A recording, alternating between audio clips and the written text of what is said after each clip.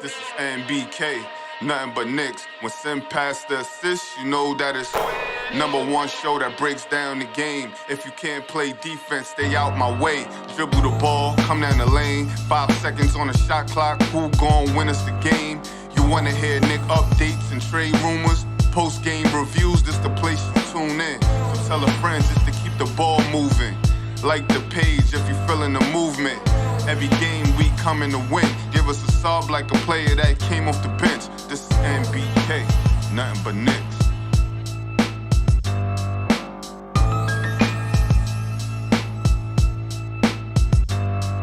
Knicks family, what's poppin'? It's your boy. Ladies and gentlemen, I know you guys know the result of the game already. Obviously you do. Even if I did the post game earlier, you would have known the result of the game. I'm not here to do a full post-game show, really. I'm just here to voice a few of my frustrations about today's game versus the Raptors, ladies and gentlemen. That was a bloodbath.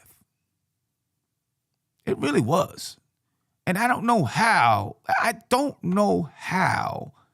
the Raptors get away with beating up the Knicks the way that they do every single game that we play against the Raptors. They beat us up. They kill us. They destroy us, ladies and gentlemen. Every single game. It's so physical.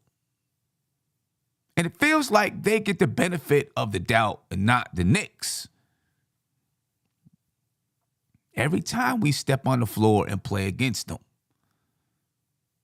Today was no different. All the way down to the very end. And I'm not trying to say the Knicks didn't make mistakes. Obviously, they did. But, man, I thought the refereeing was terrible. And I really do hope that somebody in the Knicks organization goes ahead and eats the fine. James Dolan will pay for it. Eats the fine and just let it be known that the refereeing, the officiating sucked. You know what I mean? So many calls that you could point to. I thought when RJ went up for that dunk with 0.6 seconds left, I thought he was fouled and should have been to the line. The referees will say that, oh, we don't want to be the ones to decide it, but a call is a call is a call is a call. You call everything else, call that. I thought Fred VanVleet, when Tom Thibodeaus challenged the foul for Jalen Brunson, I thought Fred VanVleet actually thrust his body into Jalen Brunson. And then you had a moving screen at the same time. I just thought the officiating was bad. And I'm not blaming the game on the officiating. I just thought it was bad. You know what I mean? You got to do a better job than that. And the game shouldn't get as physical. You know, I guess if you're going to allow the game to be physical, just let it be physical. Like Tom Thibodeaus says, be consistent. Whatever you're going to do, just be consistent about it. If you're going to call it physical, or if you're going to let it be physical and let the guys play, let them play. If you're going to call it loose, call it loose. But don't be inconsistent, right? RJ goes and gets fouled. RJ goes to the gets a fast break dunk and doesn't get the call. But earlier in the game, Pascal Siakam gets a dunk at the rim and gets a brush foul.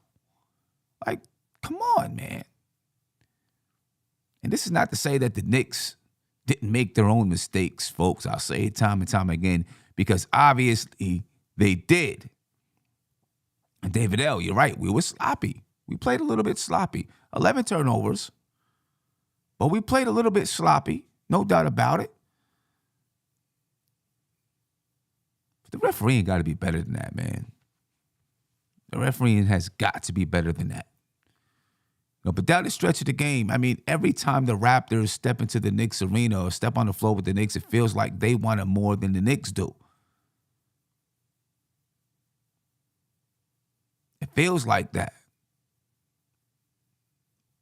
And it's a battle of will when you play against the Raptors. At least when they play the Knicks, it's a battle of will. You know what I mean? And this is why I say, and we're going to get into talking about the Knicks and the mistakes that they made and some things they could have and should have done better. All right, we'll get into all of that. But the Knicks need some goons out there on the floor, folks. For real. They need a couple of goons. So that when guys start to talk slick, you know what I mean? You got some people that can step up and do and say some things out there. And I don't know who they are and where you're getting them from, but I feel like the Knicks need a couple of them. Two of them to come off the bench. So teams like Toronto, Miami, don't feel like they can step into the Garden and try to punk the New York Knicks. And I'm not saying that the Knicks were punked, but teams try to. And, Julius Randle is tough, but the Knicks can't afford to lose Julius Randle to technical fouls and all that kind of stuff. He's too big of a piece of what they do. So we need a couple of goons out there. We're a nice team. We're nice guys for the most part. Julius Randle gets mad, but most of the time it's at the refs. We need some people to get mad at the other team. I mean, Grimes tried to push Pascal Siakam a little bit, but that was like a little kid push. It was like a little kid like, hey, don't hit me. You know what I mean? There wasn't anything that was going to make Pascal Siakam say, oh, maybe I should chill. The Knicks need some muscle out there. And I'm not just talking about muscles that make you look big, some tough guy muscle out there. So when the Knicks are looking at making trades at the trade deadline, keep that in the back of your mind, Leon Rose, that we need some muscle on the floor. Somebody that can kick some butt. If we're going to play in these 90s style slugfests against teams like the Raptors and the Miami Heat and even the Milwaukee Bucks, although the Milwaukee Bucks don't really try to punk you like that. But if we're going to play in these style of games, you got to have a couple of goons out there on the floor, man. Flow Hypnotic. Thank you, and I appreciate you, my friend. Flow Hypnotic said, RJ's dunk was an and one, and the refs cost us the game. I don't know if I want to go as far as to say that the refs cost us the game, right? Because the Knicks didn't do everything that they needed to do, in my opinion, to win the basketball game and take control of the basketball game, right? You could point to the free throws down the stretch. You could point to the Toronto Raptors grabbing 2 and 3 offensive rebounds down the stretch when the Knicks could have and should have grabbed those rebounds, There are things that you can point to. So I don't know if the refs cost us the game, but definitely that should have been a foul call. I agree 100%. RJ should have been to the line and possibly ended the game in regulation. And, I'm not even upset. The Knicks had a 10-point lead in the fourth quarter, but I didn't expect them to hold it. That's just not the way that this game was going. The Raptors had a 10-point lead at some point in this game, too. This game was so physical. Anything could happen, I felt. And a lot of the physicality, again, comes from the Raptors. The Knicks are a physical team, but the Raptors the referees let them do what they want for the most part. But, yeah, I can't harp on that the entire show. But the Knicks didn't do the things that they needed to do. Let's put it like this. Down the stretch of the game, Julius Randle missed a free throw. Then right after that, Jalen Brunson misses a free throw. And if the Knicks make those 2 free throws, they're up 3 points. Up 3 points, ladies and gentlemen. That hurts. That hurts when you don't make those free throws. You got to make your free throws. The Knicks shot 80% from the free throw line, but you got to make them when it counts. If you don't make them when it counts, it almost doesn't matter. Right? It almost doesn't matter. And, it's been Julius Randle, it's been Jalen Brunson not making those free throws, ladies and gentlemen. The New York Knicks took 35 free throws. They attempted 35 free throws. They made 38, 80%. The Toronto Raptors attempted 41 free throws, and they made 34. I'm going to tell you what. I'm going to be honest with you. If it comes down to a play-in game, I do not want to play the Raptors. I just do not like the matchup versus the Toronto Raptors. You know what I mean? I don't like the matchup. And it will be, oh my goodness, you talk about a battle, a bloodbath battle. If the Knicks and the Raptors play in a play-in game, oh, that's going to be brutal. That's going to be brutal. I wouldn't be surprised if a fight broke out the way that these two teams play against one another. Really. So I would not like to see the Knicks play the Raptors in a play-in game. If you have to, you have to. It is what it is. The Knicks need to battle so that they can secure that 6th seed. Try to avoid the Raptors. I'd like to avoid the Raptors. They've got to play the Raptors one more time this season, ladies and gentlemen. One more time this season, they can get this team off their back. Get them out of there. And that comes up in a couple of days. I would like for the Knicks to at least tie the season series because they play in the same division. So right now, the Raptors have a 1-game lead over the Knicks for tiebreaker reasons. So the Knicks need to get the next game versus the Raptors. That way it'll be a 2-2 series. It's going to be a battle, though. You already know that's going to be a bloodbath, that last game, because the Raptors are going to want to win the series. The Knicks are battling to try to tie the series. It's going to be a playoff atmosphere without a doubt. That game is coming up in a couple of days. I know the Knicks players are looking forward to that game. I know they are. Free throws, rebounding. The one thing I will say, though, the Knicks did not stop battling. Even in the last 50 seconds when they're down 5 points or 6 points, they found a way to give themselves a chance to win. I can give them that. They found a way to do it. They found a way to do it, ladies and gentlemen. The Knicks, as expected, did not shoot well. Neither did the Toronto Raptors. Down the stretch of the game, they started hitting some threes, though. And obviously, those threes hurt, changed the game. The Knicks shot 42% from the field, 29% from the three-point line. The Raptors, 39.6% from the field and 29.5% from the three-point line. The Knicks dominated the glass. The Raptors got more assists. The Knicks had slightly more turnovers than the Raptors. The Knicks 11, the Raptors 6. The Knicks 58 points in the paint. The Raptors 40. The Raptors 24 second chance points. The Knicks 26. 14 fast break points for the Raptors and only 4 for the New York Knicks. The Knicks were led in scoring by R.J. Barrett.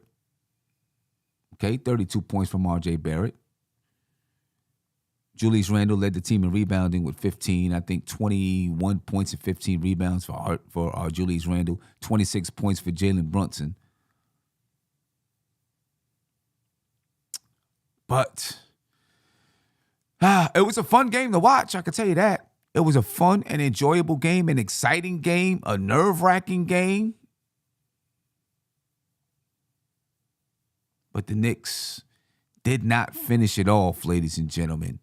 They allowed another team to come back. They had a double-digit lead, a 10-point lead, but the Raptors also had a 10-point lead. They allowed another team to come back. They did not hit free throws down the stretch when they needed them. And these are things that have been an Achilles heel for the Knicks all season long. Not protecting leads, not hitting those free throws down the stretch. And offensive rebounding or defensive rebounding, allowing teams in tight situations to grab offensive rebounds. That's been an issue for the New York Knicks this season. And so for a team that's been playing well for the most part, really, really well, right? Over the last 20 games before tonight, the Knicks were 14-6, one of the best records in the league. Top 5 record, right? Having a top 3 defense, a top 5 offense. Those things I'm sure didn't change much tonight as far as the defense and the offense. Coming into this game, the Knicks playing like a top team. And they didn't play awful tonight. And they played a team that just matches up well with them. From top to bottom, they match up well. They struggle with them. I think the Knicks will rebound versus the Washington Wizards. All right, but then you got to turn right back around and play the Raptors. You got to get that win. It's in Toronto. You got to get that win. Then they play the Atlanta Hawks. The Raptors are the streak busters for the Knicks. Every time the Knicks got a streak going, the Toronto Raptors stepping away and stop the Knicks from extending their winning streak. Getting tired of these guys. I'm glad we're getting rid of them. We'll play them the last time in a couple of days. I want to hear from Tom Thibodeaus and see what Tom Thibodeaus was thinking. I know what he's thinking. I listened to it. You probably did too. Right? Let's take a listen to Tom Thibodeaus, then I'll see what's going on in the chat, answer a few things from the chat, ladies and gentlemen, and then I'll jump up out of here, let you rest and get ready for tomorrow. The work week officially begins tomorrow. All right, so I'll let you go ahead and get ready for that. You know what I mean? The Knicks, ladies and gentlemen, the New York Knicks. Let's take a listen to Tom Thibodeaus. Then we'll get on with the rest of the show. This is Tom Thibodeaus speaking about tonight's loss to the Toronto Raptors. Rated them from you guys in overtime. It's hard to say. I think I knew it would be a challenge. It was a hard-fought game, physical. I liked our defense for the most part. I thought, the free throws hurt us, but the rebounding, we out-rebound them, but we gave up timely ones late. And then, it's hard to tell what a foul was. The shot by Jalen, you're good with pull-up. Oh, yeah. Yep. Did you think it was going in? Yeah. Yep. Open floor, backpedaling, 39% shooter, 3-point shooter. Do you think he had time to get to the rim there if he wanted to?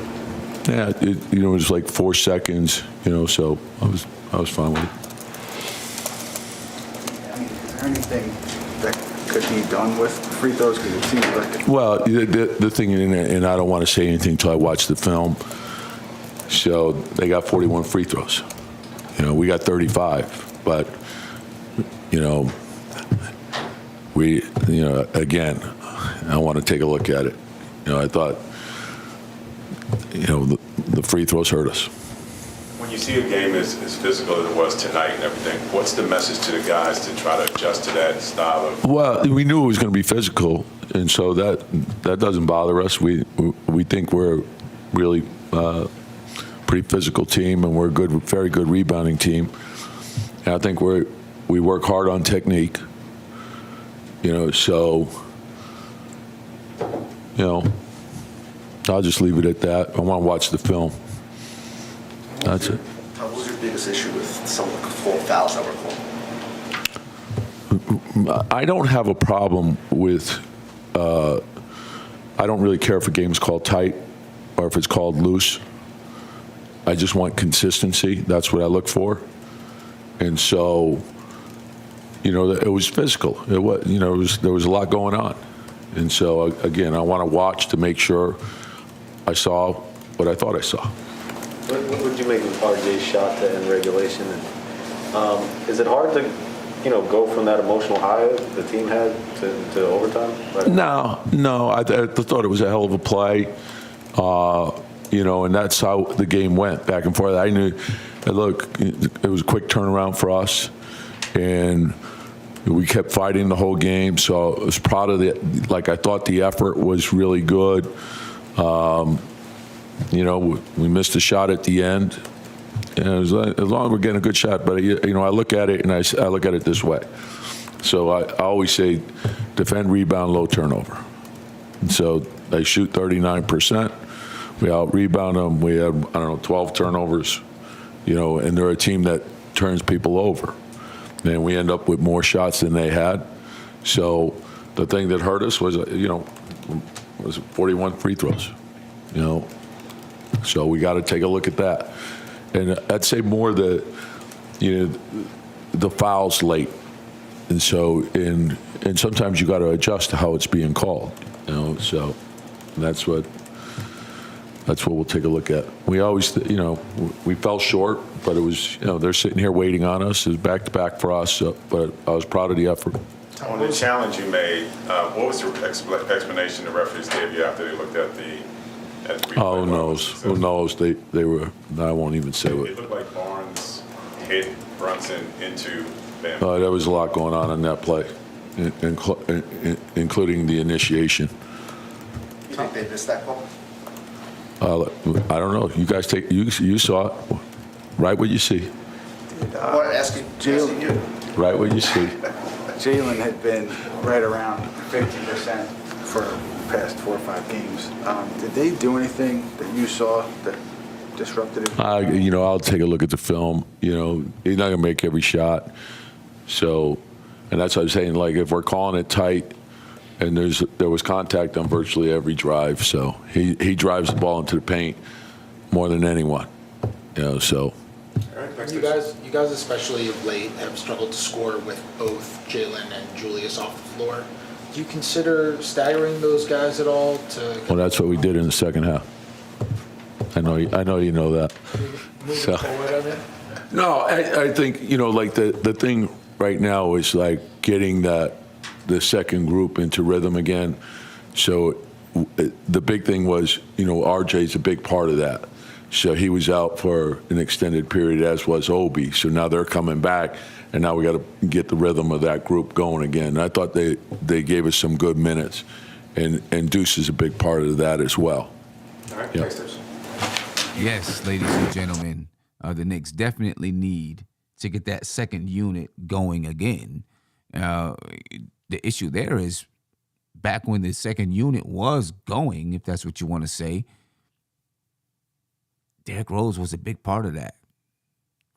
As far as them as far as them scoring the ball and the second unit scoring the ball, Derrick Rose was a reason for that early in the season. A part of the reason for that, Derrick Rose isn't playing. So you're taking a scoring option off the board. Although, towards the end, before Derrick Rose went out, he wasn't really scoring the ball much. He is a threat out there, and I'm not exactly sure that the second unit is going to all of a sudden find it. Emmanuel quickly had his, 14 points tonight. Yeah, that's about all you're going to get from that second unit, to be honest with you. Hopefully Obi can turn it on, and I think that's what he's talking about. I don't think he's talking about Deuce. He's not talking about Hartenstein. He's talking about Obi when he says that second unit, getting it in gear. Right? He's talking about Obi scoring the basketball and getting 8 to 10 points per game. Now, like a lot of people say, people can, talk about the minutes that these guys play. Obi's not getting the minutes. So obviously it's going to be difficult for him to score if he's not getting the minutes. Dig what I'm saying? And tonight, I see a lot of people complaining about the minutes. I'm not complaining about the minutes. I'm not, because I don't have a whole lot of confidence that the guys on the bench are going to do any more than give the starters a breather, besides Emmanuel Quickly. And which is why down the stretch you see, Tom Thibodeau playing, doing some offensive, defensive stuff. He's not afraid to throw Emmanuel Quickly out there, take Grimes out the game, throw Quickly out there, take Brunson out the game, etc. Throw Quickly out there and take Mitch out the game, right? For what you might need in that moment, but he doesn't seem comfortable with anybody else. Because this is a game, if he was comfortable with Obi, this might have been a game that you could use Obi and go small, because Pascal Siakam, Mitchell Robinson guarding Pascal Siakam is an issue to me. I think he struggles with him. And you're seeing in the fourth quarter a couple of times where Mitchell Robinson struggled with Pascal Siakam. One, I remember on the left wing, Pascal Siakam had the ball on the wing. Julius Randle rotated out to get him. OG Anunoby was in the corner, and Mitchell Robinson didn't rotate out to get OG Anunoby. The ball was swung to OG, and he knocks down a three. Then on another play, Pascal Siakam gets a screen and roll from Fred VanVleet. Easy dunk at the basket. And I'm not blaming Mitchell Robinson. I just think he has trouble with Pascal Siakam. And this, if Tom Thibodeau had more confidence in a guy like Obi, you could go small against this team and be effective. And have Randall guarding Pascal and Obi, or, someone else guarding Anunoby. Whoever you had that could go small. But the Knicks, and excuse my camera, ladies and gentlemen, it just went crazy. So I don't know if I'm going to finish the show like this, because I don't want to have the square on my face. I don't want to have a square on my face for the rest of the show. So I've got to fix the camera. I don't want to do that the whole time that I'm here. So I apologize for that.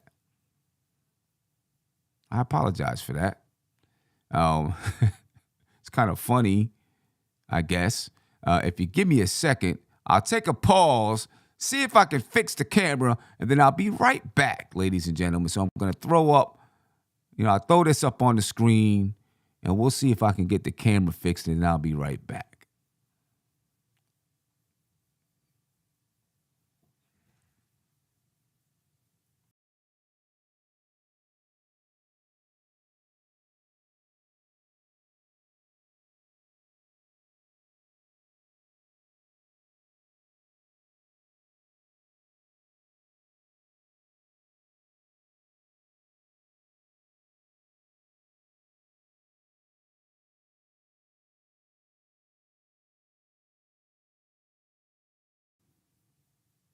All right, ladies and gentlemen, I'm back. Oh, boy, technology. Anyway.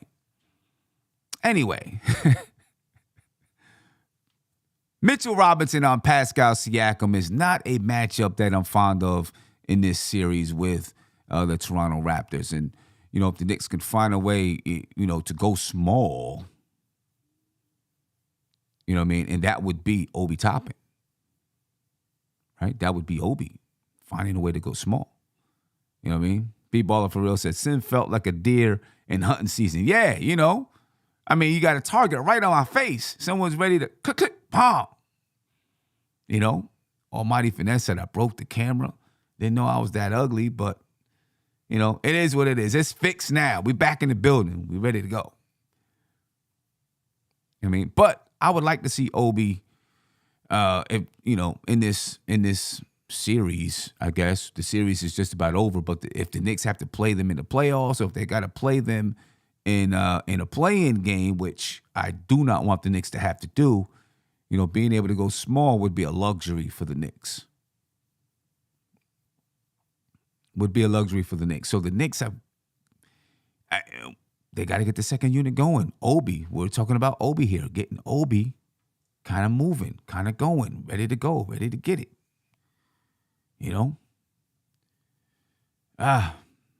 Anyway, ladies and gentlemen, let me see what some people are saying here in the chat. All right. Antoine Jenkins, appreciate you for joining in. You said, we lost. Can't fault anyone. At least Miami and Indiana also lost. Yes. So the Knicks are 25-20. They are still in the 6th seed in the Eastern Conference. The Miami Heat lost at 24-21. The Knicks are 1 full game above the Miami Heat. They're 2 full games above the Indiana Pacers. Right? In the Toronto Raptors, the Knicks are currently 4.5 games above the Toronto Raptors. Okay, so they still sit securely in that 6th seed. They would have had a chance to maybe gain a little bit of ground on the Cleveland Cavaliers. They did not. The Knicks are now 3 games behind the Cleveland Cavaliers. All right. B. Willis said, we are a team of tweeners. We don't match up well against length. Very, very true. We are a team of tweeners. Mitchell Robinson's not a tweener. He's a center, straight up center. Julius Randle, at the power forward spot, 6'8", is maybe small in today's NBA, or short. Let me not say small, short in today's NBA. Right? So I guess you could say he's a tweener between the 3 and the 4. I think RJ Barrett is clearly a 3. Quentin Grimes, 6'5", he's a 2, without a doubt. Jalen Brunson is a 1. When you look on the bench, Emmanuel Quickly, he's kind of a tweener. Miles McBride, he's the size of a 1, but, he's small coming off the bench. And then you got Isaiah Hartenstein, and you got Obi playing the 4 at 6'8". He could be considered kind of a tweener. I'll say this. At critical positions, the Knicks are small, without a doubt. You know what I mean? At the point guard spot, Jalen Brunson 6'1". But the Knicks were playing the Raptors, and Fred VanVleet is 6'1" or so as well. Another small guard.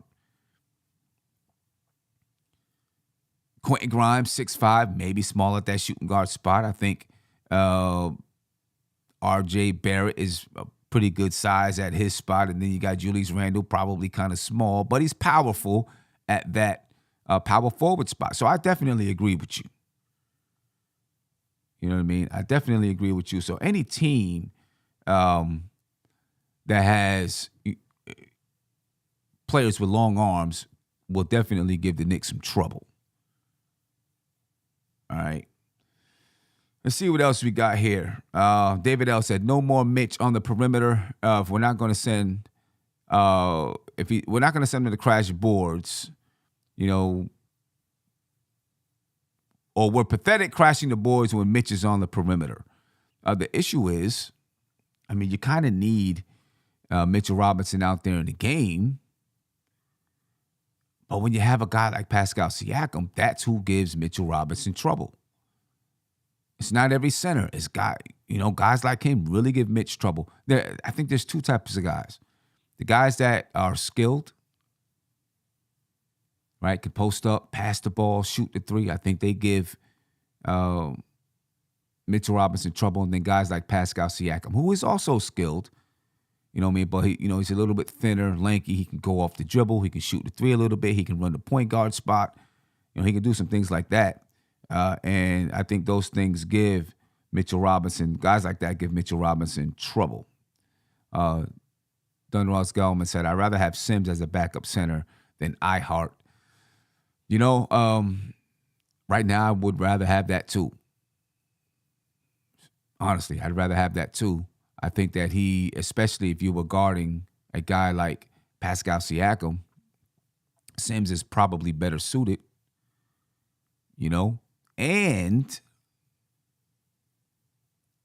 I mean, I don't know. I don't know who's better guarding the perimeter, Mitchell Robinson or Jericho Sims. Jericho Sims is a little bit smaller, a little more compact. Can jump just as high. I don't know who's better defending the perimeter between the two. You know what I mean? Sean Garn said Randall's definitely a 4. If Draymond is a 4 and a 5, Randall has a stronger body than Green. Well, I'm not saying he's not a 4. He's definitely a 4. Draymond Green is kind of a tweener too. So what he was saying is that we have a lot of tweeners on our team. Draymond Green is kind of a tweener between the 3 and the 4. And maybe he can play some 5 when you're playing against smaller teams. Randall is the same way in today's NBA. I mean, what else we got here? And you can call in, ladies and gentlemen, 516-362-5212. All right. JJ said, Knicks letting Barnes punk Grimes like that got me upset.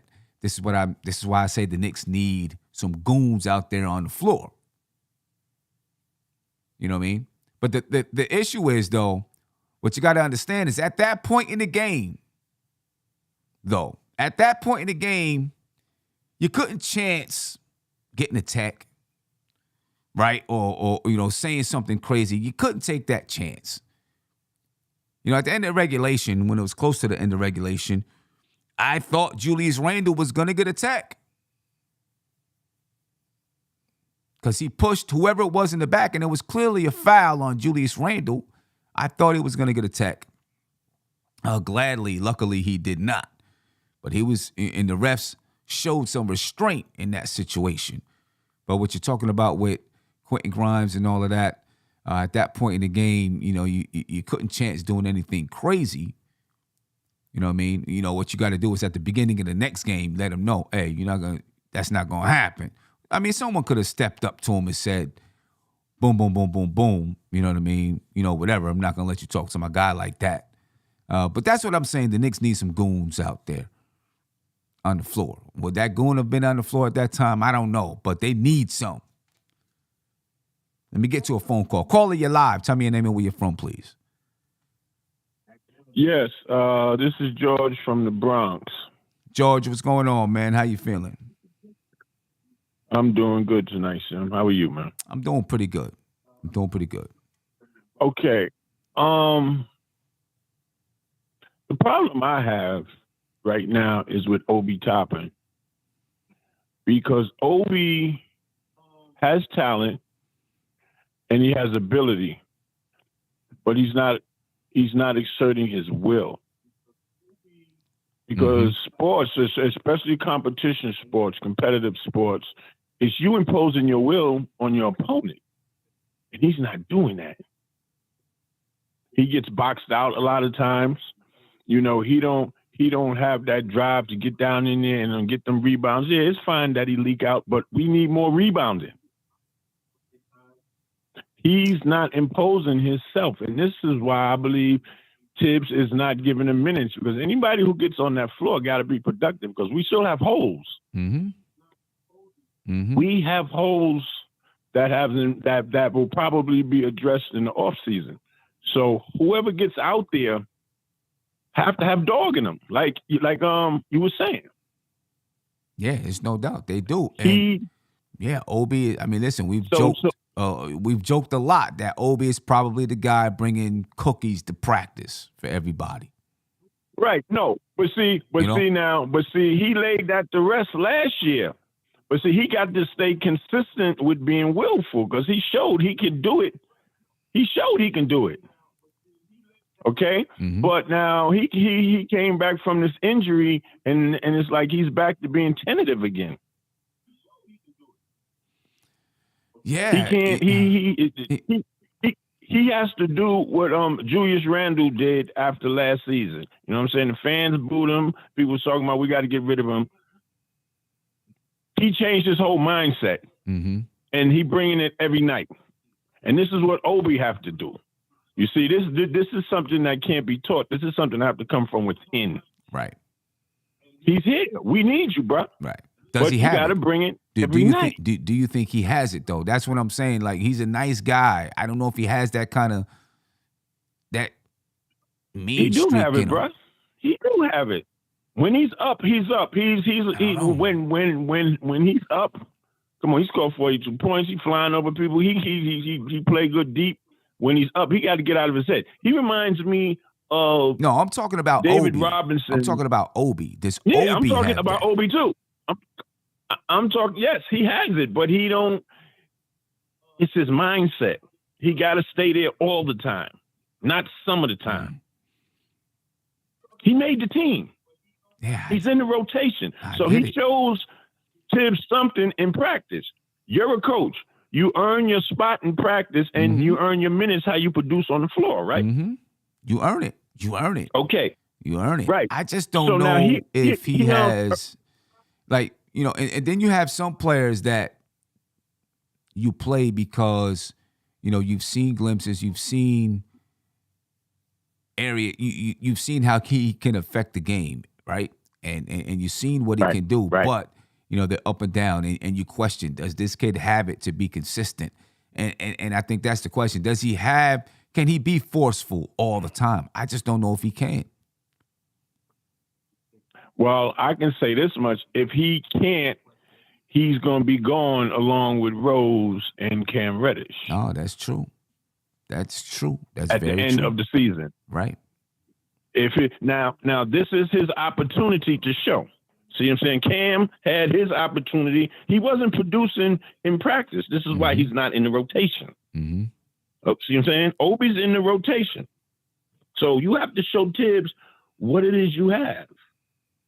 If you don't show it to him, you don't show it to Worldwide West and the rest of those cats, he's going to be gone, bro. Yeah, and his team's talking about they want him. I hear you. He will be gone. He will. He will. And You the see? way the Knicks are right now, you know, they're looking at this team and saying, we can win some basketball games. We need dogs out there on the floor. And if you don't get it together, they will look to trade them and bring somebody in that's going to ball.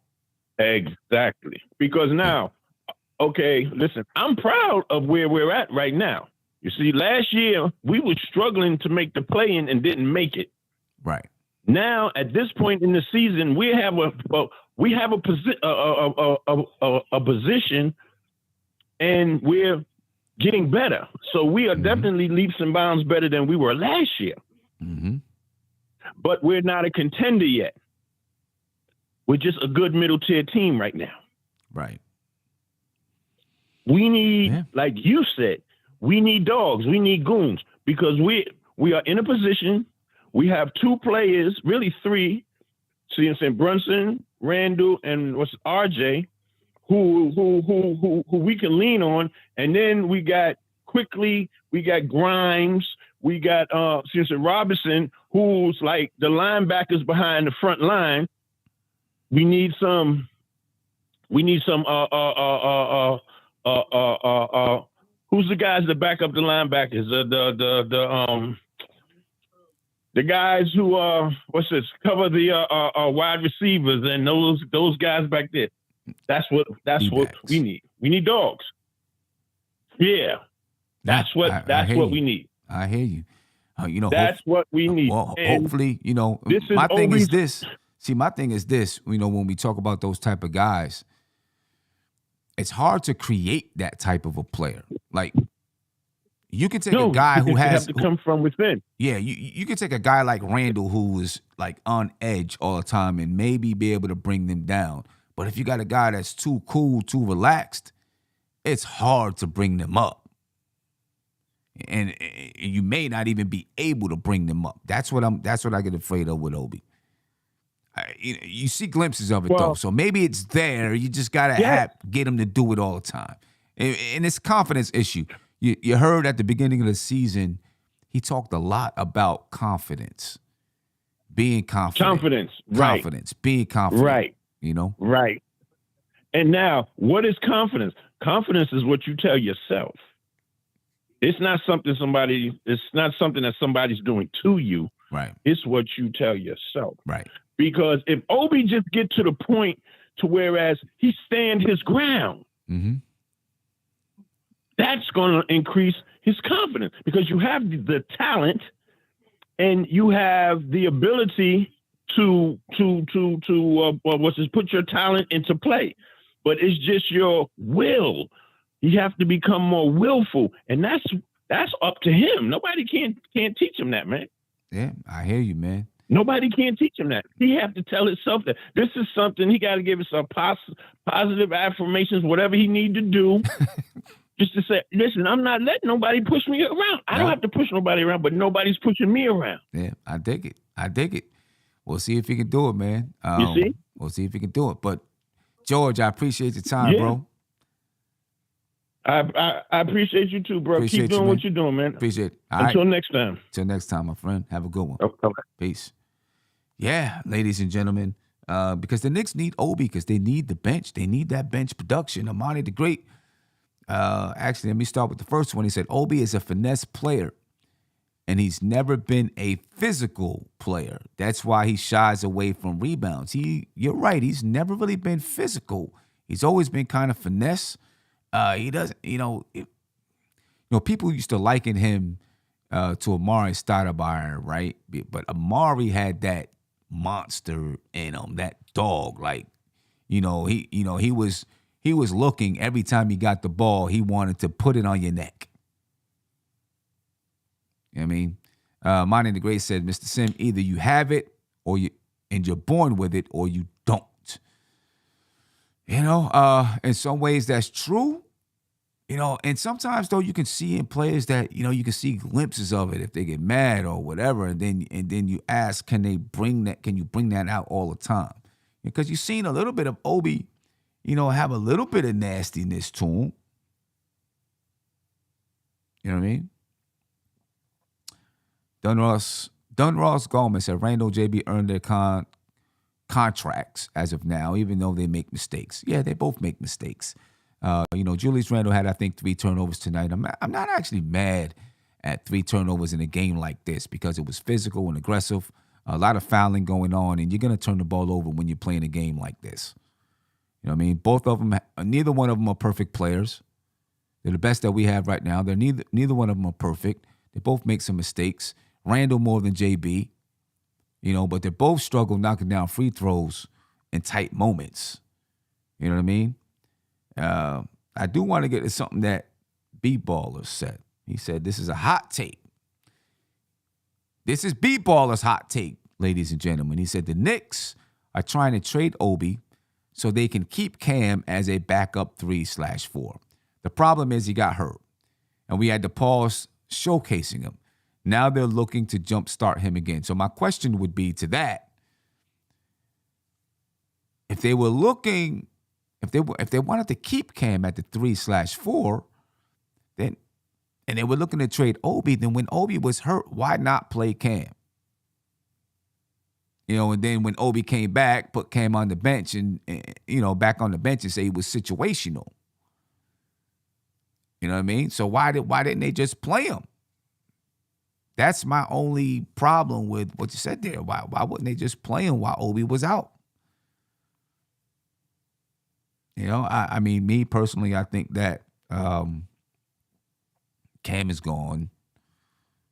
It's just a matter of time. Only a couple of weeks away from the trade deadline. I think right now, I think the trade deadline is February the 8th. All right, so the Knicks are a couple of weeks away from it. I'm sure Leon Rose and those guys are on the horn right now trying to figure out how to shore up this roster to make, to finish off this playoff push. And I'm telling you, they need a wing player that can defend, that can score a little bit, and is a goon, all in one. All in one.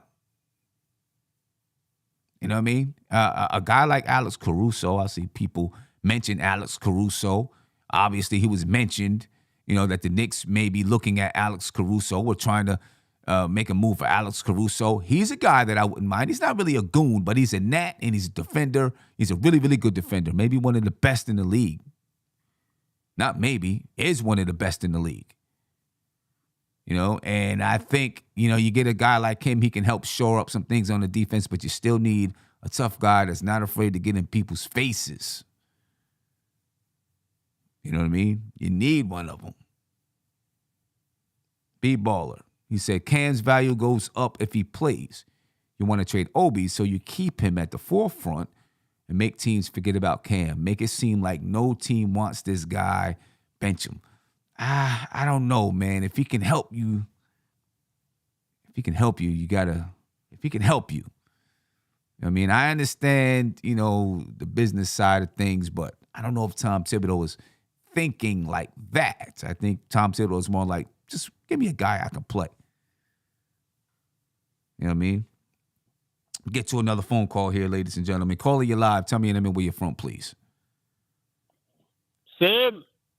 Ant, what's going on, man? What's going on, AD? How you feeling? We here. We chilling out, fam. How's everything with you? I'm good. A little disappointed that we lost the game tonight, but it's the Raptors, a team that matches up really, really well with the Knicks.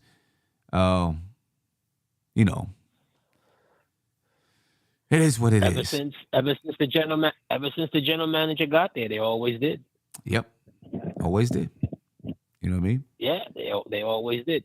But I think I came on a little late. Well, not I think, I know I did, but I caught you like in the mid of, I guess, the analysis of Obi and so forth. Mm-hmm. It's, again, are you gonna go out to make a possible lateral trade and give up, a youthful piece? You know what I mean? Just for somebody who may be a bit heavier in the lane.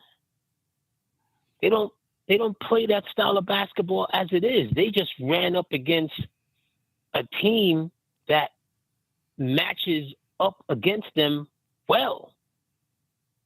It's like when they play Cleveland. Look at their front line. Young, athletic, long. Are you willing to go out? I don't even know who's out there who may fit that mold, that you described. But if you're not really doing something, like, you're gonna move Obi for that? I'm not saying you gotta move Obi.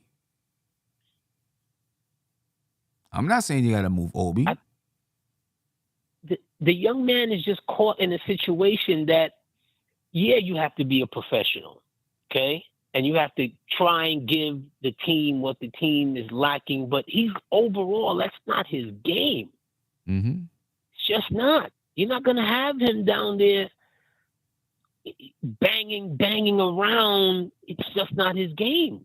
No, it's not. It's not his game. That's not what he does. He can grab more rebounds, but that's not what he does. We know that. I'm just saying the Knicks need a goon-type wing on this team. And there's a spot, even if you keep Obi, there's a spot in that second unit for a guy like that. You know what I mean? Because the Knicks are only playing 4 guys off the bench. And that wing is open. That's why RJ plays with the bench, because that wing is open. And sometimes, he mixes in, not sometimes, normally mixes in Jalen Brunson too, but that wing position is open. And if you can find a wing that can give you some defense, score the ball a little bit and a little bit of toughness. And it doesn't have to mean that you trade Obi to do it. But if you're not, here's the thing. You'd be adding another piece that's going to take away minutes. From Obi? Of course. I think it would take minutes from RJ, maybe. That too. Him too is going to be affected. I mean, see what I'm saying? Like, if you're not really pulling, if you're not really adding a significant piece, that's all I'm saying. And this management is not showing us that they're capable of doing that, of adding, they can make a lateral move, a D Rose type of move kind of situation. Maybe that's what I think that you're referring to, something like that comes in to help you bolster. But the bench needs some bolstering, though. You don't think the bench needs some help? I mean, you got these guys scoring, they've literally dipped to like 17, 18 points per game, the bench. The only person you got on the bench that can really right now give you production scoring wise and, give you both sides of the ball is Emmanuel Quickly. Hartenstein, is going to give you a few things. He's really just there to give Mitch a breather. It's turning out. Deuce is there to give Jalen Brunson a breather. He could play some good defense. He might play a little bit more minutes if needed, but and these guys, and really, I know, there's a lot of people mad because they feel like the bench can get a few more minutes, but truth be told, they're not giving you that kind of production, in my opinion. So I think the Knicks need somebody that can give them a little bit more, another player that can give them more production on the bench. Okay. This is the same conversation we were having last year this time. Okay? And what did management do? Management went out and got a wing that should have been a 3D, and him and the coach got off to a bad situation, which is where we are right now. See what I'm saying? If he's not on board with it, but I think if the coach is not on board with who you bringing in, you're going to be having the same situation again. You would, but I think the situation is a little bit different. A little bit different. Actually, I think the situation is reversed now. A little bit. Because last year, you basically had you had a 10-man rotation kind of set. And then you traded a guy that's not in the rotation for someone that management thought would be in the rotation. This year, and I think it's, maybe it's strategic with Tom Thibodeaus and management, to be on the same page. Okay, Cam Reddish is not in the rotation, so there's 9 players in the rotation, which means there's one spot, and we can fill this wing spot. What kind of guy would you like in this wing spot? Right? Now let's go out and get a guy that you would like in his wing spot, and then you can plug him right in. You don't have to worry about does he crack the lineup because you got a spot in that lineup. Last year, Cam came halfway through the season. There wasn't really a spot in the lineup. And, now if he would have come in and just dominated, then, you got to plug him in. I'm not sure he actually came in and did that. So I think it's a little bit different because there's a spot like sitting there waiting for someone to fill it. I get you, Sim. Okay? I do. I see what you're saying. And in a perfect Knicks world, that would make sense. But hear me out with this. You have some of the players that are coming off the bench that may not, they're not contributing to that, what you're talking about, right? Mm-hmm. But this is the first time some of these players have gotten this many minutes, gotten this kind of responsibility.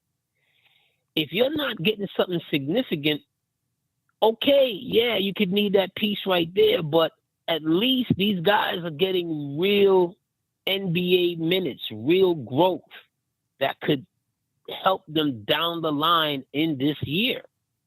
See what I'm saying? The one thing that this team has, the guys who are playing, they have chemistry. I agree. But I don't think you're taking. But if you add a wing, bring in something else. So you're saying don't make a move at all? You bring in something else that not if you're not making something significant. If you're not making a significant game changer, and I'm not calling out any names. Right, I get it. Right, I get it. This team right here, they're fun to watch. I agree. They are. They have chemistry. They do. You can see it. They have chemistry. Adding something to this, I've heard some people talk about, they should give D Rose some minutes. Why? And that's no disrespect to D Rose. I get you. Right? I'm in agreement with you. I get you. I'm in agreement. I don't think D Rose has, I think it might be, at least for the Knicks, that might be it for Rose for the Knicks for the most part. Absolutely. That's all I'm saying. They've been able somewhere over the last 20 games past 22, 23 games, he was able to find the core of guys that he thinks that was going to play right in what he wanted to do and what he was seeing in practice. And like, you know what? This is going to work. Or this is going to work for me in this short term or for this season. Mm-hmm. I get it. You know what I'm saying? Like, I get it. I just think. And it has. It has. But, I'm afraid your core guys, because the bench, listen, the bench right now is averaging 12 minutes a game. You know what I mean? I feel like your Brunsons and RJs and Randall, they're going to burn out. And then you get towards the end of the season and they won't be able to produce, or you get in the playoffs and they won't be able to produce.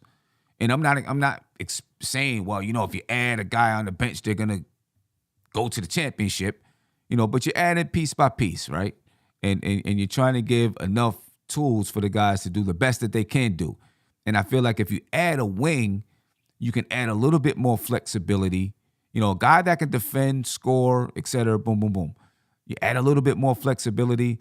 RJ, before it went into overtime, had 44 minutes tonight. Before it went into overtime, 44 minutes, the most on either team, right? And he was the only Knick in, above 40 minutes at that time. He can't do that every single night.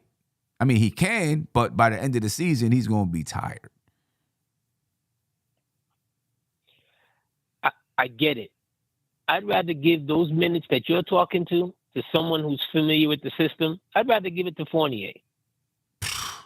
I'd rather give it at least I'm comfortable that he can hit the occasional three. He can get hot and hit the occasional three. I'd rather give it to Fournier. See, I'd like to bring in a guy that can defend and shoot. Man. I'd like to bring in a guy that can defend and shoot. And fits the mold of what this team, how they play and what they do. Because, they're an aggressive physical team too. And I think if you bring in another wing that can do that, I'm not saying it's going to elevate the team to championship level, but I think it shores up the bench and gives them the best chance to compete, at a really, really high level when it counts. I hear you, fam. All right. I don't know who it is. I don't know who it is. I don't know. I can't name names. I don't know. That's what I'm trying. That's the piece right there where I'm trying to get Knicks fans, to get away from. You see what I'm saying? Because this is what helps to drive the car off the road. Because you can't enjoy what you have right now. Like, you know what? She just had that. We could slide that right there. Instead of being eighth, that means we could be sixth. Who knows?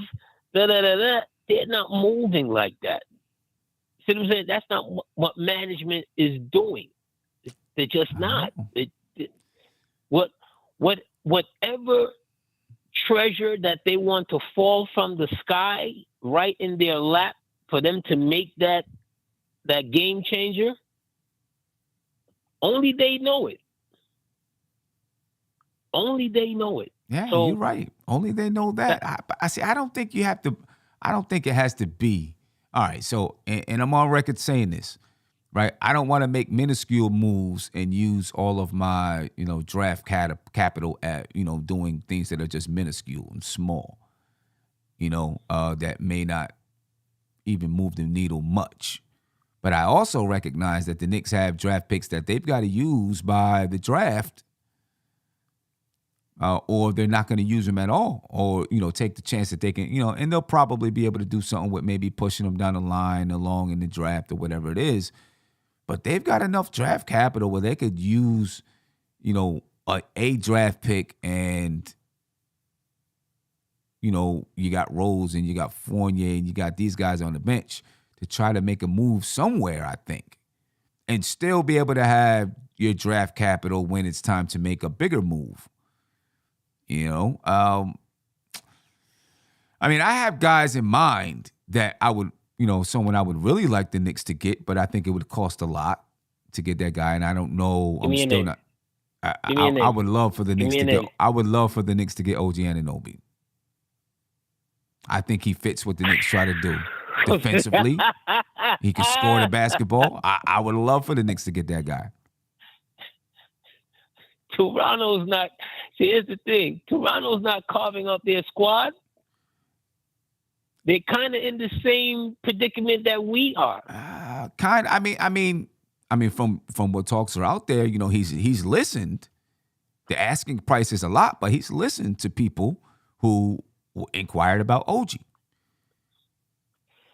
The moment he makes, if he were to make that move, and he doesn't strike me as that type of general manager at all, at all. The moment he makes that move, then you'd have to then turn around and tell Siakam, okay, where do you want to go?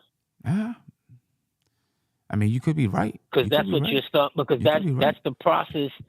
That's the process that you started. Yeah, no, I agree. But that's the kind of guy that I have in mind when you talk about a wing player. That's the kind of guy I have in mind. A guy that he can shoot a little bit, he can score, he can defend. You get a player like that. That particular ball player. Okay. What are you telling RJ? He's better than RJ. I mean, I think he can play with RJ. He's better than RJ. I think he can play with RJ. Okay, so you slide RJ to the 2? You can slide RJ to the 2. You can put Grimes on the bench. You know, obviously he's still going to play major minutes, but he can come off the bench. And I don't know if you have to do that this season if you made a move for a guy like that, right? I don't know if you have to do that this season. You can say, hey, you know, right now we got some chemistry going. Rock with the second unit. We'll come into training camp and we'll take it from there next year. You know what I mean? Okay. You know, so I'm just, you know, a guy like that, I think, you know, a guy that's still young, a guy that's still young, fits the age, still young, tough defender, can score the basketball. You know, a guy that can come in and fit into the chemistry that you have. And you never know if a guy can fit in because you don't know what's going on in their head and emotionally and things like that when they come into your organization. So, you know, but a guy that you look at and you know, from the intel that you have, you say, yeah, I think he would fit in with us. You know, you get a guy like that in your conference, you know, you're pretty much telling, you know, you've arrived. You're trying to do some things, because that's not a you know, a side piece maneuver. You know what I mean? That's not something that you're like, oh, all right, that was okay. No, that's a major player that's going to get some major minutes. That's a major player. That's going to be a major part of your strategy. Yeah, that would be a major player that would get major minutes, but you'd be looking at, I mean, he's like 25, Brunson 26, RJ 22, Randall 28, Mitch 22. You'd be looking at a 5, and then coming off the bench, Emmanuel Quickly is young, 22 years old. Quentin Grimes, 22 years old. You'd be looking at a core 7 that you could say, okay, let's try to grow with this and see what happens and where we're at in a couple of years. I don't know how you get me in these conversations. I don't know how you. I'm just saying, man. I don't know why I allow myself to get into these conversations with you, Sim. I'm telling you, Knicks fans are sitting down there going, "AD ain't got no credibility, yo." For real. I'm just saying, man. All right, Sam. All right, I'm gonna let you rock appreciate you, out. brother. All right, Knicks have family. a good one. You know what it is. All right, peace. Just saying, hey, ladies and gentlemen, man, you know, that's how you build. You know, you make a couple of moves, you build. The next thing you know, you got a core 7 players that you're like, okay, let's see what these guys can do. But I still feel like you got to add something to the bench. Because the bench ain't getting it right now. Caller, you're live. Tell me your name and where you're from, please. Do me a favor. Turn that down in the back, please. My bad. There you go. What's going on with you, brother? How you feeling? How you doing, man? It's Zahid from Brooklyn, New York. I have a call in a minute. Okay. I appreciate you. Thank you. Oh yeah, how you doing? Happy birthday, by the way, too. Oh yeah. Thank you. It's a little bit early. 11 days from now. Yeah. Oh. Yeah, I 11 heard you days from talk now, about it with your the birthday. 28th. I appreciate that, though. Oh, my. All right. So I have a couple names. I don't know. It's just the way the style of play we play is just so one-on-one ish. But so what about a guy like I don't know if he'd ever want to get traded, like a Terrence Ross or like a Sadiq Bey or Josh Hart, like, a guy that can defend. Yeah, you know what? I actually like the Josh Hart and Sadiq Bey. I used to be a guy that really wanted Terrence Ross a couple of years ago when the Knicks made the playoffs a couple of years ago. I thought that he would fit right in. I'm not exactly sure he fits in with this group right now. I think the Knicks need someone that's a little bit more of a hard-nosed defender. So I think Sadiq Bey and Josh Hart actually fit the bill pretty good. Yeah. Hello. Yeah. Yep. Go ahead. Yeah. Also, I was gonna say maybe I know it probably it'd be like a plan B if the Suns buy out Crowder. Maybe the Knicks could get Crowder. How about what do you think about that? Like 1 year, I think that's something minimum. the Knicks are probably watching. Crowder. He's not someone that you're gonna grow with and have around for a while, but he definitely fits that goon. If you need a goon, he fits that. You know what I mean? He fits the goon scenario. He can shoot the ball a little bit, and he can play defense. If he can still play defense at the level that he once did. Yeah. You know what I mean? And I think I lost the caller. I heard it break up a little bit. I think I lost him. But I appreciate you for calling in, my man. Josh, Uncle Fulio in the building. Thank you for the super chat. Really appreciate it. He said, why so hesitant to have RJ come off the bench? Grimes is a spot-up shooter that's perfect in his role off the ball for the starting unit with Julius Randle and Jalen Brunson. Because I don't think he's coming off the bench. That's that. I don't think he's coming off the bench. I think RJ is fine where he is, even if you bring in a guy like, if you were to bring in a guy like OG Anunoby, OG can shoot off the ball as well. He's a better scorer, in my opinion, than Quentin Grimes. OG Anunoby is. He's done it longer in this league, and he's getting better and better and better. He's a very good defender. You know what I mean? He's a little bit longer. I think he can defend multiple positions. As a matter of fact, I think he can probably defend more positions than Quentin Grimes can. He can do more with the ball in his hands than Quentin Grimes can. You know what I mean? And still, he can spot. You seen him tonight be a spot-up shooter. So if they brought in a guy like OG Anunoby, I would have no problem with him and RJ playing in the lineup together because I think he would fit right in. RJ can still do what he does, and OG can do what he does as well as do some spot-up shooting. You know what I mean? That's just what I think about the situation and why I think OG is actually a really, really nice fit there. Will the Knicks end up with OG? Probably not. It's just my pipe dreaming. Caller, your lives. Tell me your name and where you're from, please. DJ Shuttle, Strong Island, New York. Shuttle, what's popping with you, man? How you feeling? I'm not feeling great about the loss tonight, but OG would be, not only would he be great for the starting unit, but if you did get him and you put Grimes on the bench, then now you're also strengthening the bench unit. Right.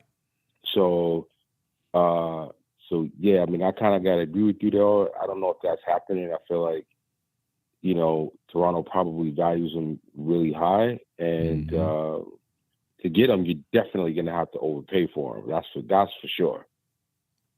Probably so, right? But that's what we got. That's what we got these picks for, right? Right. That's what you got the picks for. You know what I mean? Yeah, when you got a little extra, you give up a little extra to fill your needs. His contract is not really that bad, and if you're giving up guys that are not even in the rotation, and it's just a couple of picks, for a guy that could easily be here for years. I mean, I say overpay for it and pull the trigger on it.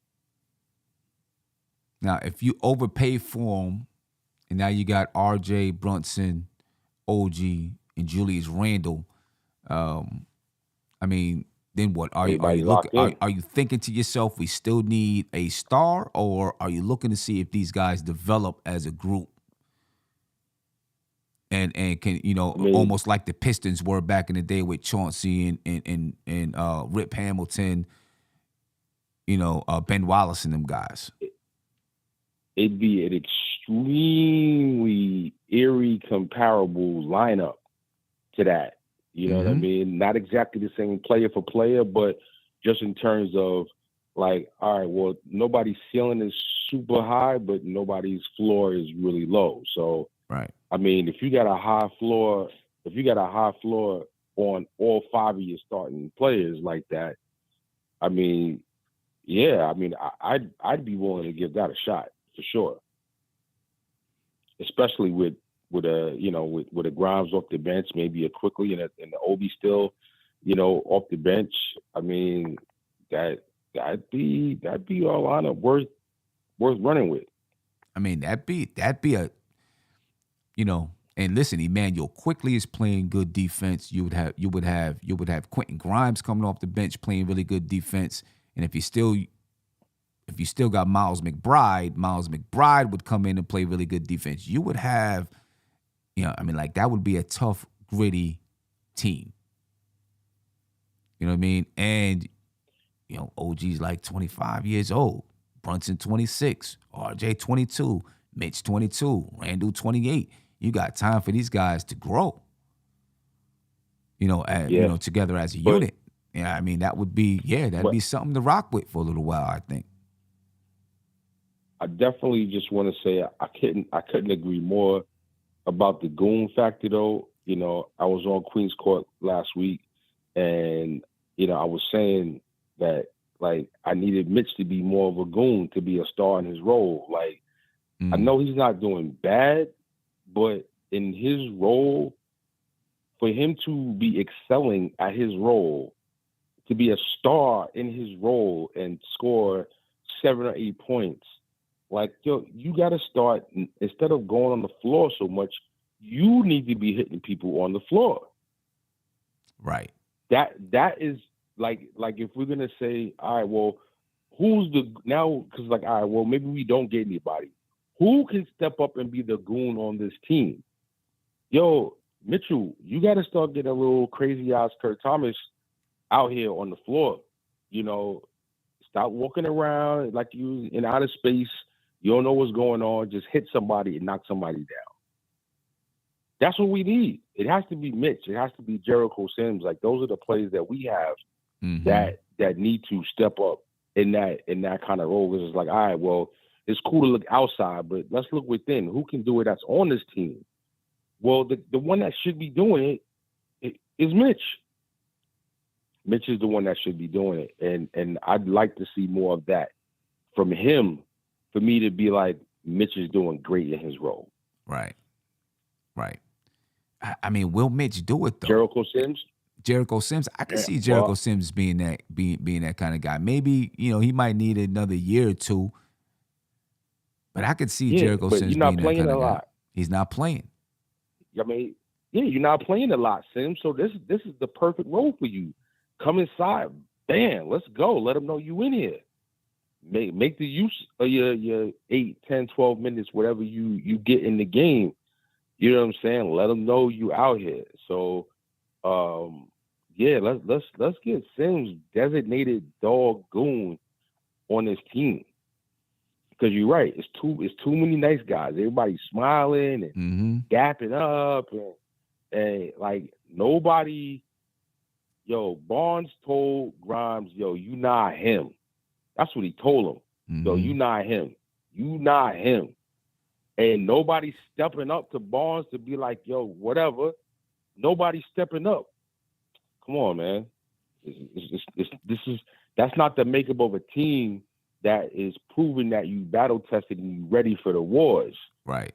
You know what I'm saying? Like you said, Toronto, you don't want to see Toronto. Toronto, between Van Vliet, Siakam, OG, these guys been through the wars already. So they about that life. They ready for it, and they're mentally strong and ready for a tough matchup. And that's what this Knicks team is lacking right now. It's like, all right, we got the chemistry, we got this, we got that, but we don't got the mental fortitude to not lose these games in the fourth quarter. Yeah. Forget about the coach. It's the players got to be mentally strong to not turn it over and make smart plays, and anyway. Yeah. The Knicks need that edge, just that edge. They just bring that edge, and we don't have that person, the Charles Oakley, the Anthony Mason guys. You know what I'm saying? That bring that kind of edge. Even when Melo and Jason Kidd was there, you had Kenyon Martin, right? That can bring that edge. Rasheed Wallace was on the team that could bring that kind of edge. We don't have that on this team. We need that. Even if it's a situational guy, and they don't play for 4 or 5 games, something happens. Oh, okay, put him in right now. Yeah, exactly. And that's what you're here for. Yeah, that's what you're here for. Like, you gotta every team has to have one good goon at least. Right. If you don't have one, your team is not complete. Right. So I just hope that Mitch could acquire some of that edge. Somebody talks to Sims, and this is what you miss. Like, all you people that it's like, oh, Taj Gibson. Why is he playing? Why is Taj Gibson taking the minutes away from the young guys? This is why, because Taj Gibson puts a certain type of edge out there against the opponents that set the tone that lets you know, like, you're not just walking all over us. Right. You know what I'm saying? Right. And this is why a guy like Haslam stays on the Miami Heat. Better believe it. If there's an issue, they're gonna put Haslam in there, and somebody gonna get hurt. And like you said earlier, we don't need Randall to Randall can't be that guy. He's too useful to the team. You end up him getting suspended for 5 games or something crazy. Yeah. He can't be the enforcer because Randall and the leading player too. And he's gonna go overboard probably. You know what I mean? And he's likely to go way overboard. And now he's missing 5 games, 10 games, 20 games, who knows? And then forget about it. So it has to be somebody else. I feel you. Obi Toppin, what you doing? Obi Toppin, make yourself purposeful. Yeah, Obi's not doing that. Make it so purposeful. I feel you, but clearly he's not. Obi ain't doing that. Clearly he's not. But the point I'm making is, though, yeah, he's not. I get it. I kind of was saying that tongue in cheek, but really what I'm saying is, you have to, as a player, forget about the coaching. As a player, you got to be like, what does the team need? Yeah. Somebody on the team has to say, the team needs this. Cam Reddish, start being the goon in practice. And make yourself somebody who's like, damn, he's kind of like the goon on the low. We didn't even know. All right, great. Now when we need a goon, we can put him in there. And you be ready for something. Somebody has to be able to step up and be like, the team needs this, and say, hey, I'm going to be that guy. Yeah. I don't know. We'll see. But that's where I'm from. That's where I'm from, Sim. I feel you, man. That's the kind of ball I grew up playing, Sim. I feel you, man. You know what I mean? Somebody got to do it. Somebody. I don't know who. I don't know who on this current team, but somebody. But Shadow, man, I appreciate your time. Looking forward to when you can get back in, man. Yeah. No doubt. I appreciate you, bro. All right, hallelujah, holler back. All right, peace. Yeah, ladies and gentlemen, I see some suggestions from the chat. Right? B-Baller said Melo. Said, hell, Melo can do it. You know what I mean? Melo can bring that edge. Melo can bring that edge, to be honest with you. You know what I mean? Melo's just going to have that kind of respect. He can bring that edge.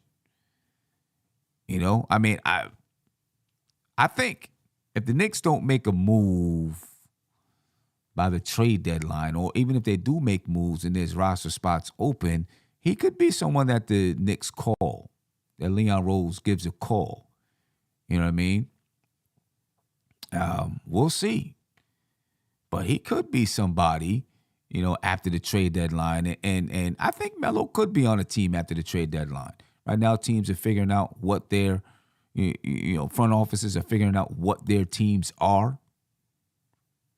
Then they're going to make some moves at the trade deadline, and then they'll be looking to pick up people off the waiver wire, looking to pick up free agents, et cetera, before that deadline comes where you can't add a player to your playoff roster. You know what I mean? So, yeah, I think that could be something that definitely happens at some point. Trav B. Ryan said, Randall can't be the only bully.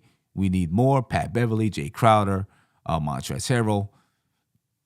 The Knicks need somebody. I agree. They need someone. Randall can't be that guy doing it. He's too important to what the Knicks do out there on the floor. He can't be the guy.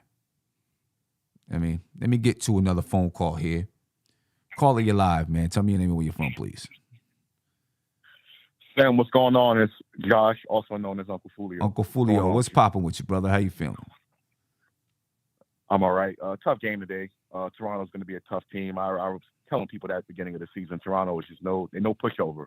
And anytime we talk about these divisional games, those games can basically go down to the wire because, the teams basically know each other. They play, X amount of games every single season. So I was expecting Toronto to be a tough out, and they proved it today. It was a really close ball game all the way down to the end. I just want to say I totally agree with the whole goon enforcer thing. I've been, saying that forever. The Knicks need someone like that can eat fouls and basically give the team an edge, right, and defend some of the younger players.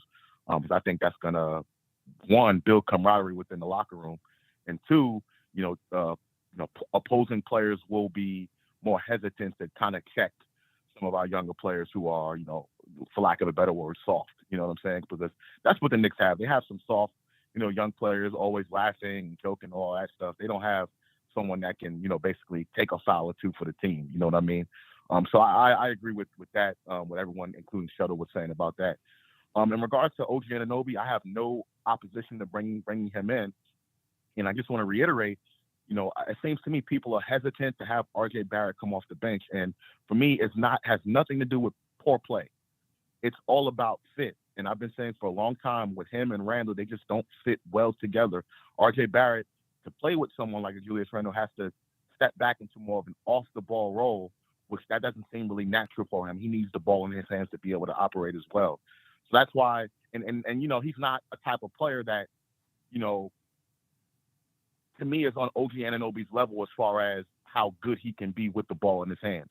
You know what I mean? So that's the reason why it's one of the reasons why we're having this conversation. If you're not going to include RJ in the deal, which I'm sure no Knicks fan wants to, the reason why you bring in someone like OG Anunoby is for pretty much because RJ Barrett is not giving us what we need as far as the fit for that particular position. You know what I mean? So that's why I think it's, I'm not trying to diss RJ or nothing like that, but to me, I just think for this particular team, for the fit, it's better if you have OG Anunoby playing next to someone like Quentin Grimes, who does not need the basketball, can play off the ball, can be a spot-up shooter, and Jalen Brunson as opposed to OG and RJ. That's just my opinion about the whole thing. No shade to RJ, but for fit purposes, that's the reason why I would do that.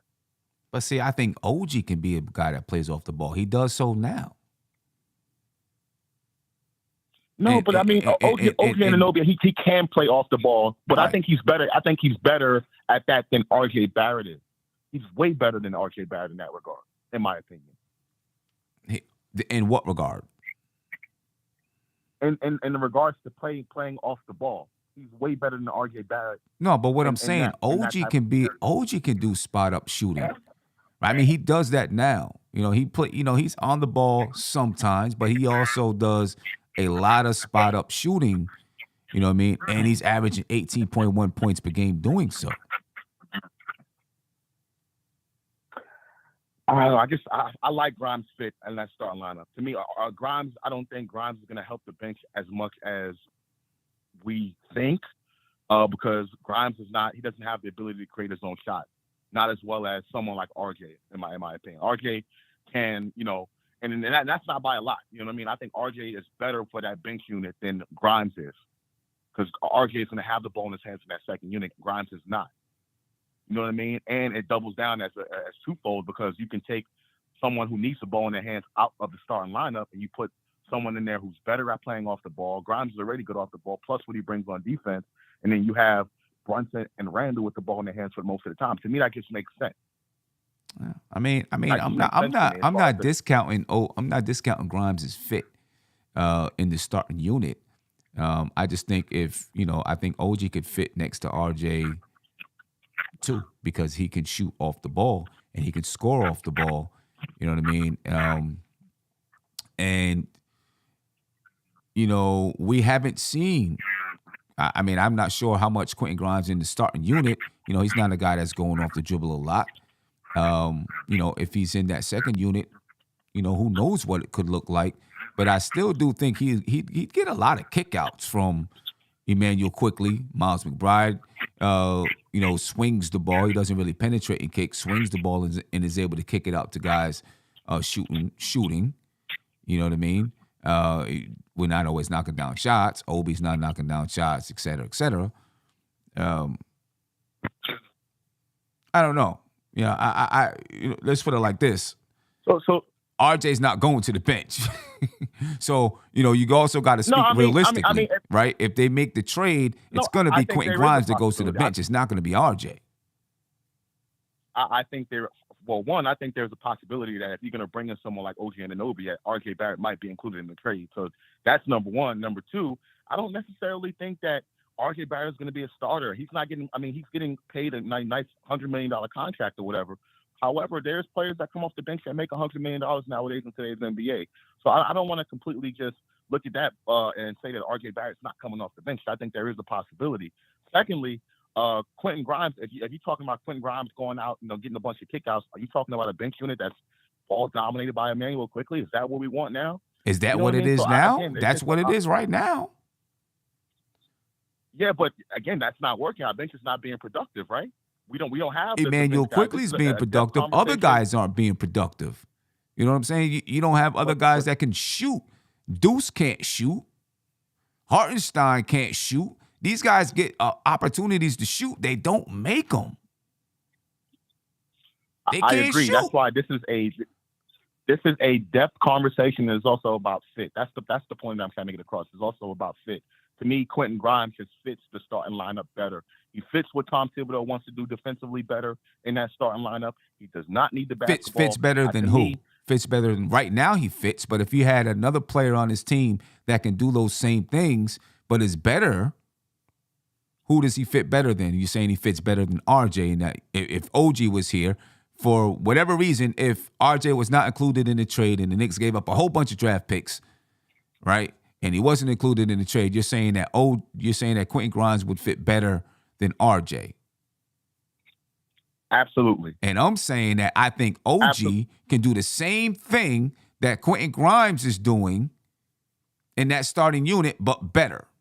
And also have the ball in his hands sometimes. Just like tonight when Pascal Siakam fouled out, OG Anunoby now was bringing the ball up the floor. But when Pascal was in the game, OG was in the corner waiting for the kickouts. And in the fourth quarter, he started hitting. I don't think this is less about ability and more about fit. Again, I have to keep bringing it back to that. I know what you're saying about fit. I think Quentin Grimes can fit with the second unit. That's what I'm saying. I know what you're saying about fit. I think Quentin Grimes could fit in that second unit where you have now a more experienced first unit and you have a younger, inexperienced second unit that's growing together. I think it works. Yeah, I don't know. I guess we'll see some. But to me, listen, I think one, we have to consider the possibility of RJ maybe being included in that trade. Well, whoever we bring in to play that wing position, I think we have to definitely consider that as much. And to me, I think if the Knicks don't make a trade, I think they probably keep everything the way it is. And as far as that goon player that you were talking about, I'm not sure if the Knicks are going to be able to get that player this trade deadline. But best believe if the Knicks bring in the star player, there's going to be goons all across the league signed up for league minimums to come here and play based on the way the team is playing. That's true. Right. So, That's true. I don't think it's necessarily a priority right now for the Knicks to try to go out and get someone like that. As a fan, I would love to see it because I'm tired of our players getting punked. Mhm. You know what I'm saying? But I don't think that's currently a priority for them right now. If I had to be, me personally, I'm not sure I'm doing RJ and a bunch of picks for OG. I don't know if it's that much of an upgrade. right. You know what I'm saying? He might be an upgrade, but I don't know if he's that much of an upgrade where now I'm losing all these draft picks and maybe even another player. I don't know if I'm doing that. Now, if there's a way that I could bring him in and add him to RJ and Randall and Brunson, you know what I mean? Then, yeah, I would do that. But I just don't know if OG with RJ and a bunch of picks, I just don't know if it's enough of an upgrade. Yeah, I mean, I would have to agree with that. But who's running Toronto? You got Masai Ujiri up there. He's going to want a decent package for himself to take back. So I'm just saying, just to consider it. I probably won't make that trade either for OG. If you're giving up RJ and a bunch of draft picks, I probably personally won't do that myself. But I just think that's something fans need to at least consider when we're talking about upgrading at that position. Because I'll say it time and time again.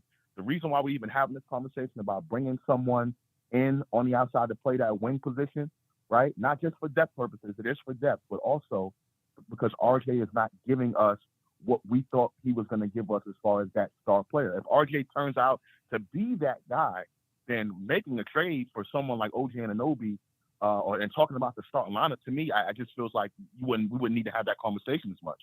But the reason why we're having that conversation is because A, we need more depth, right? Another spot for that rotation. But B, RJ Barrett has not turned into that player who we thought we were going to see. You know what I mean? So that's the reason why we're having that conversation. So I just want the fans and the cast to basically consider that possibility. For me, and I can only speak for myself, trading for OG is not really, to me, has nothing to do with RJ. It has to do with just upgrading our unit. You know what I mean? I think OG is better than Quentin Grimes. You know what I'm saying? So if you can get it, is OG better than RJ? I don't know. I'm not sure. See, that's what I'm saying to him.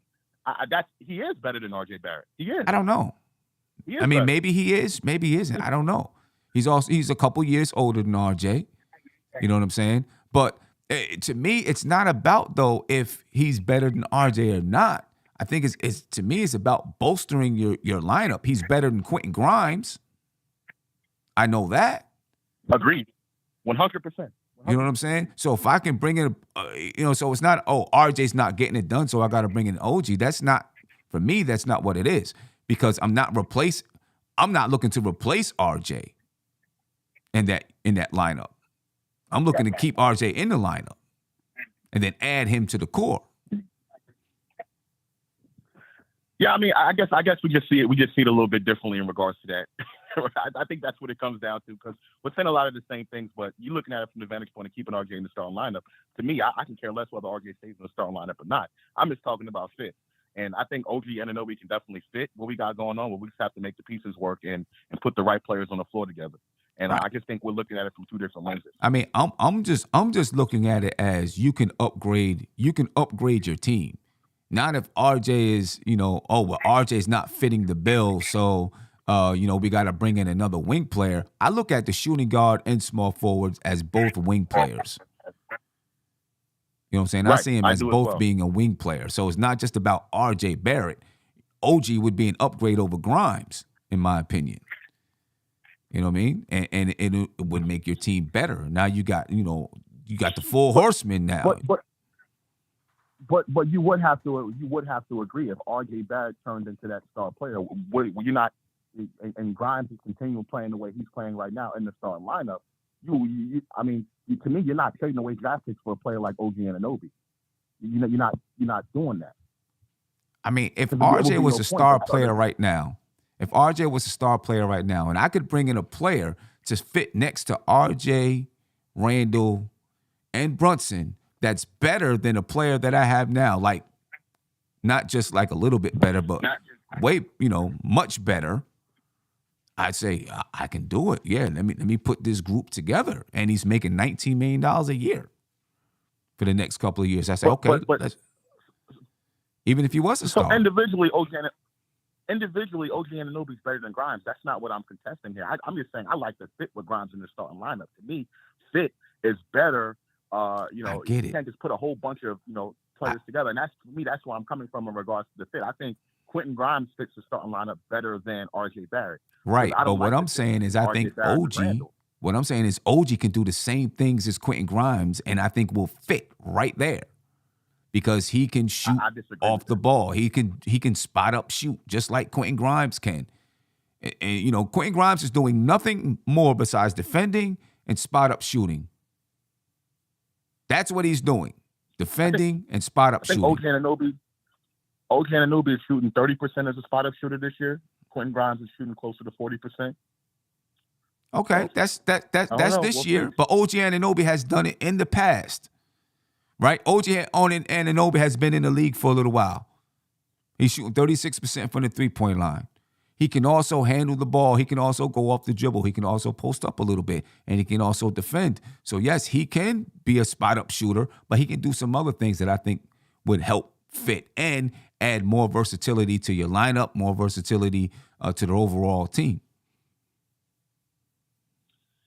Yeah, well, we would definitely see Sam. To me, I like having a spot-up shooter specialist out there on the floor in that lineup. I like having that. And that's not to say that Quentin Grimes can't go off the dribble when he needs to, and underrated as a passer and do some of those things either. So I hear what you're saying. I mean, the thing is, I really like I don't even think we'll get a chance to see because I don't think the Knicks are going to trade for OG.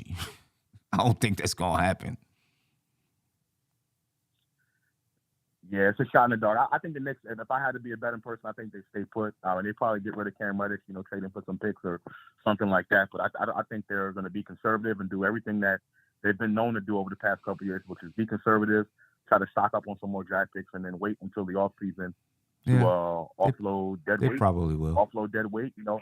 They're not in a situation where they have to make a move. They're not in contention status or anything like that.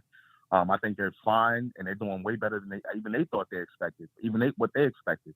So I don't think they're on the rush to really do anything. So if I had to be a betting person, I think the Knicks stay put, with the exception of offloading, try to get rid of Fournier's contract or Cam Reddish. I think Cam Reddish will be the priority, but outside of that, I think the Knicks pretty much stay put and then wait till the offseason to be able to play ball. Yeah, they probably will, or maybe do something minor using those guys, using Cam Reddish, Evan Fournier, Derrick Rose, someone that can play in the lineup, but it's not like a big splash. You know what I mean?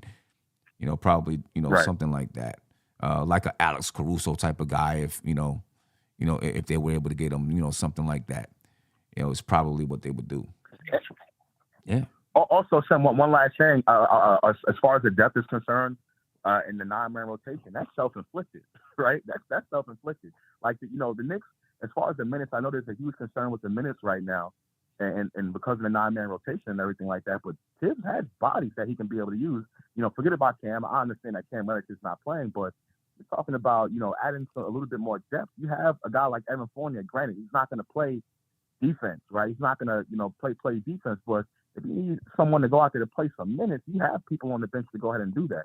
So that's why, to me, making a trade just to try to free up, for that extra, spot out there on the in the rotation, to me, I don't think that's really a priority for the team right now because they have bodies that can do it.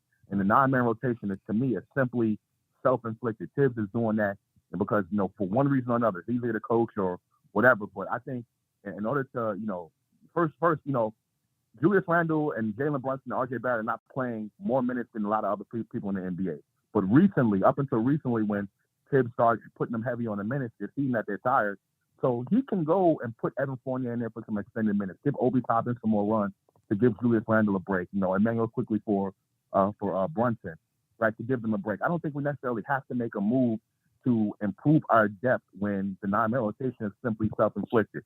Right? I mean, so I don't think that'll be a priority for the team. Yeah, but every team has players that they can put out there. They just don't feel good about those players. Right? Every team has guys that they say, oh, yeah, I could put this guy out there on the floor, right? Because every team has players that get DNPs every night. Yeah, so I think the thing about adding the depth is knowing that Tom Thibodeau, he's not comfortable. He doesn't feel, he doesn't feel good about putting Fournier out there or Derrick Rose, obviously Cam Reddish. So you got to, hopefully bring in someone that he feels good about and is comfortable with putting on the floor that can add to the depth because he ain't playing those guys. But no, and I get that. But my question is, what if we bring in a player that Tibbs doesn't like down the road? Then what do we make the trade for? That's exactly what we did for Cam Reddish, right?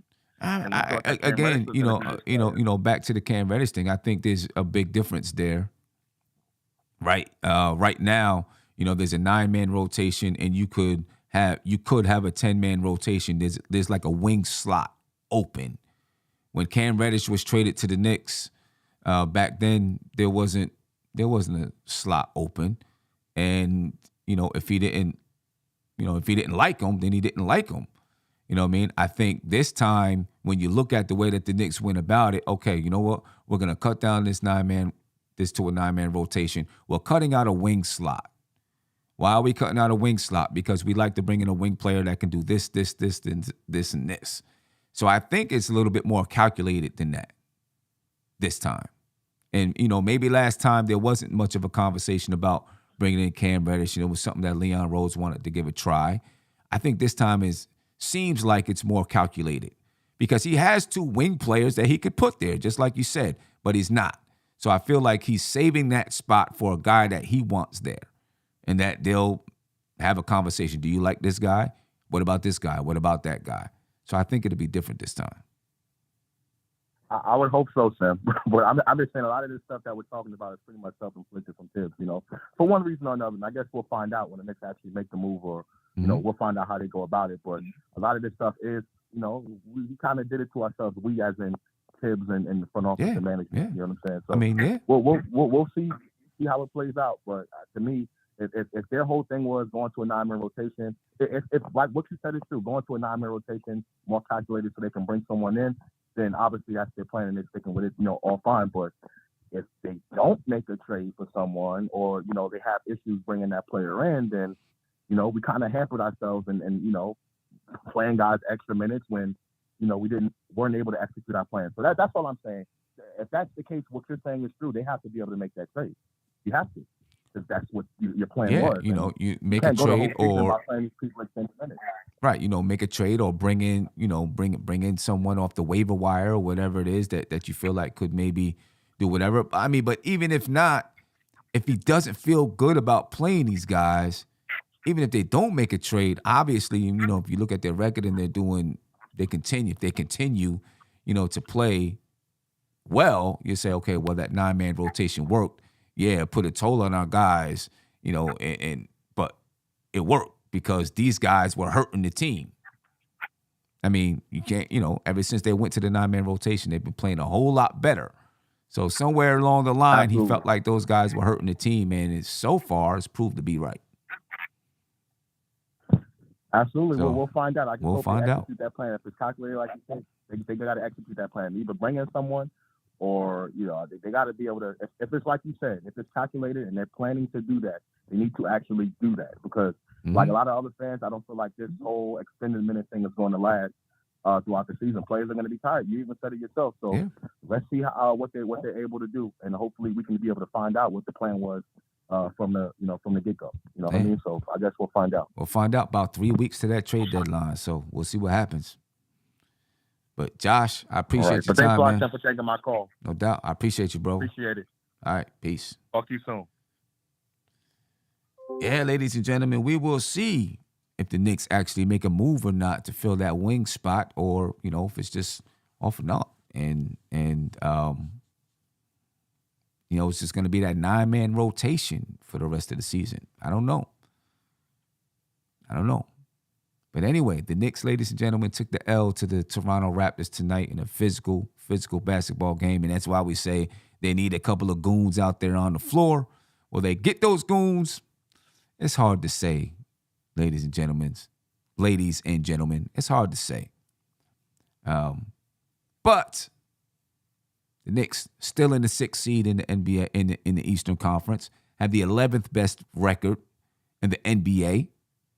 All right, they're 1 game above the Miami Heat. 2 games above the Indiana Pacers.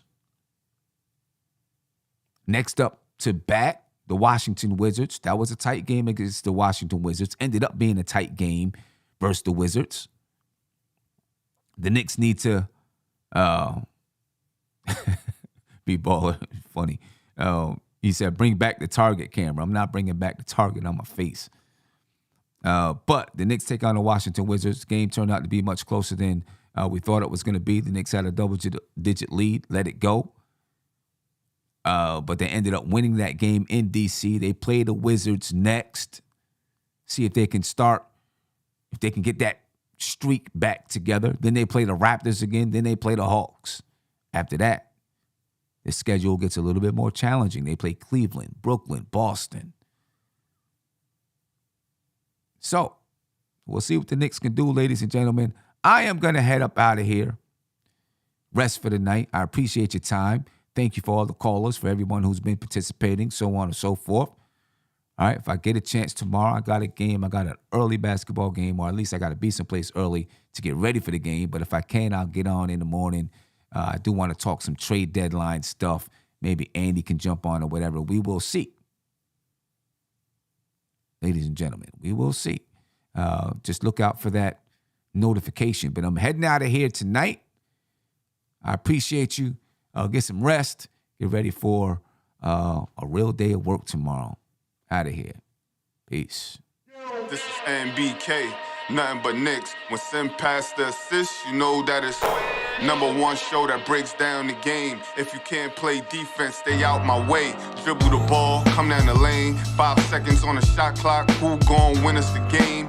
You wanna hear Nick updates and trade rumors? Postgame reviews, this the place you tune in. So tell a friend just to keep the ball moving. Like the page if you feeling the movement.